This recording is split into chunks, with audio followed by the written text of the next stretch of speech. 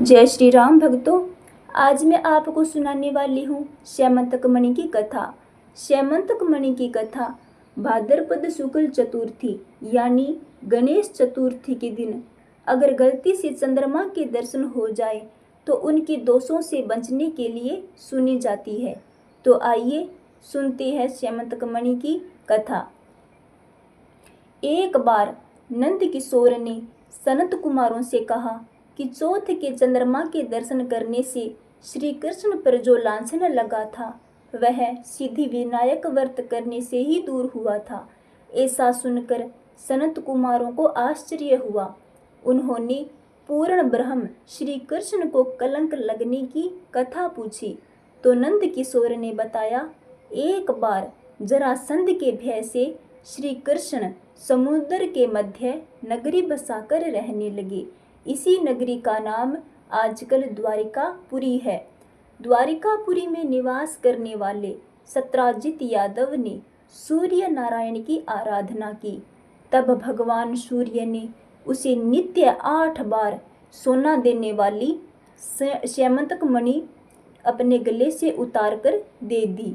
मणि पाकर सत्राजित यादव जब समाज में गया तो श्री कृष्ण ने उस मणि को प्राप्त करने की इच्छा व्यक्त की। सत्राजित ने वह मणि श्री कृष्ण को न देकर अपने भाई प्रसेनजीत को दे दी। एक दिन प्रसेनजीत घोड़े पर चढ़कर शिकार के लिए गया। वहां एक शेर ने उसे मार डाला और मणि ले ली। कुछ समय पश्चात रीछों का एक राजा जांबवंत उस सिंह को मारकर मणि लेकर गुफा में चला गया। जब प्रसेनजीत कई दिनों तक शिकार से न लौटा तो सत्राजित को बड़ा दुख हुआ। उसने सोचा श्री कृष्ण ने ही मणि प्राप्त करने के लिए उसका वध कर दिया होगा। अतः बिना किसी प्रकार की जानकारी जुटाए उसने प्रचार कर दिया कि श्री कृष्ण ने प्रसेनजीत को मारकर श्यामंतक मणि छीन ली है। इस लोक निंदा के निवारण के लिए श्री कृष्ण बहुत से लोगों के साथ प्रसेनजीत को ढूंढने वन में चले गए। वहां पर प्रसेनजीत को शेर द्वारा मार डालना और शेर को रीछ द्वारा मारने के चिन्ह उन्हें मिल गए। रीछों के पैरों की खोज करते करते वे जांबवंत की गुफा पर पहुंचे और गुफा के भीतर चले गए। वहां उन्होंने देखा कि जांबवंत की पुत्री उस मणि से खेल रही है, लेकिन श्री कृष्ण को वहां देखते ही जांबवंत युद्ध के लिए तैयार हो गया। दोनों में युद्ध छिड़ गया। गुफा के बाहर श्री कृष्ण के साथियों ने उनकी 7 दिन तक प्रतीक्षा की। फिर वे लोग उन्हें मरा जानकर पश्चाताप करते हुए द्वारिकापुरी लौट गए। इधर 21 दिन तक लगातार युद्ध करने पर भी जांबवंत को श्री कृष्ण को पराजित न कर सका। तब उसने सोचा, कहीं यह वह अवतार तो नहीं जिसके लिए मुझे रामचंद्र जी का वरदान मिला था। यह पुष्टि होने पर उसने अपनी कन्या का विवाह श्री कृष्ण के साथ कर दिया और मणि दहेज में दे दी। श्री कृष्ण जब मणि लेकर वापस आए तो सत्राजित अपने किए पर बहुत लज्जित हुआ। वह इस लज्जा से मुक्त होने के लिए अपनी पुत्री सत्यभामा का विवाह श्री कृष्ण के साथ कर दिया। कुछ समय के बाद श्री कृष्ण किसी काम से इंद्रप्रस्थ चले गए। तब अक्रूर तथा ऋतुवर्मा की राय से सतधनवा यादव ने सत्राजित को मारकर मणि अपने कब्जे में ले ली। सत्राजित की मौत का समाचार जब श्री कृष्ण को मिला तो वे तत्काल द्वारिका पहुंचे। वे सतधनवा को मानकर मणि छीनने को तैयार हो गए। इस कार्य में सहायता के लिए बलराम भी तैयार थे। यह जानकर सतधनवा ने मणि अक्रूर को दे दी और स्वयं भाग निकला।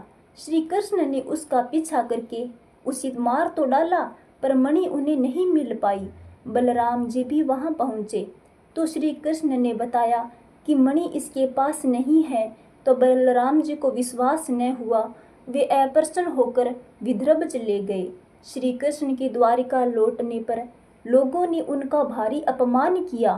तत्काल यह समाचार फैल गया कि श्यामंतक मणि के लोभ में श्री कृष्ण ने अपने भाई को भी त्याग दिया। श्री कृष्ण इस अकारण प्राप्त अपमान के शोक में डूबे थे कि सहसा वहां नारद जी आ गए। उन्होंने श्री कृष्ण को बताया, आपने भाद्रपद शुक्ल चतुर्थी के चंद्रमा का दर्शन किया था, इसी कारण आपको इस तरह लांछित होना पड़ रहा है। तब श्री कृष्ण ने पूछा, चौथ के चंद्रमा को ऐसा क्या हो गया है कि जिसके कारण उसके दर्शन मात्र से मनुष्य कलंकित होता है। तब नारद जी बोले, एक बार ब्रह्मा जी ने चतुर्थी के दिन गणेश जी का व्रत किया था।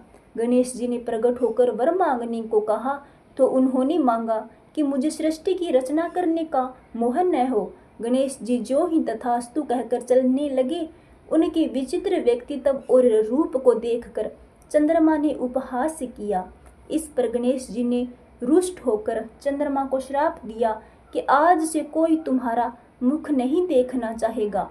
श्राप देकर गणेश जी अपने लोक चले गए और चंद्रमा मान सरोवर की कुमुदिनियों में जा छिपे। चंद्रमा के बिना प्राणियों को बहुत कष्ट हुआ।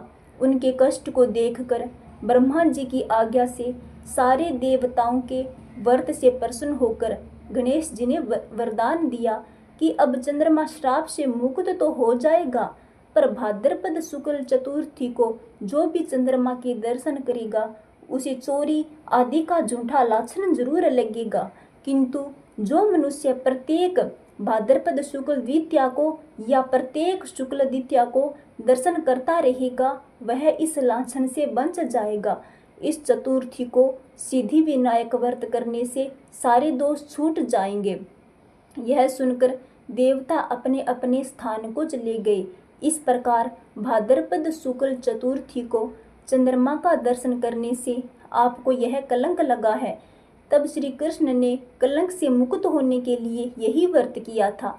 कुरुक्षेत्र के युद्ध में युधिष्ठिर ने भगवान श्री कृष्ण से पूछा, भगवान, मनुष्य की मनोकामना सिद्धि का कौन सा उपाय है? किस प्रकार मनुष्य धन, पुत्र, सौभाग्य तथा विजय प्राप्त कर सकता है? तब श्री कृष्ण ने उत्तर दिया, यदि तुम पार्वती पुत्र श्री गणेश जी का विधि पूर्वक पूजन करो तो निश्चय ही तुम्हें सब कुछ प्राप्त हो जाएगा। तब श्री कृष्ण की आज्ञा से ही युधिष्ठिर ने गणेश चतुर्थी का व्रत करके महाभारत का युद्ध जीता था। तो भक्तों, ये थी श्यामंतक मणि की कथा। कहानी आपको कैसी लगी कमेंट में जरूर बताइएगा।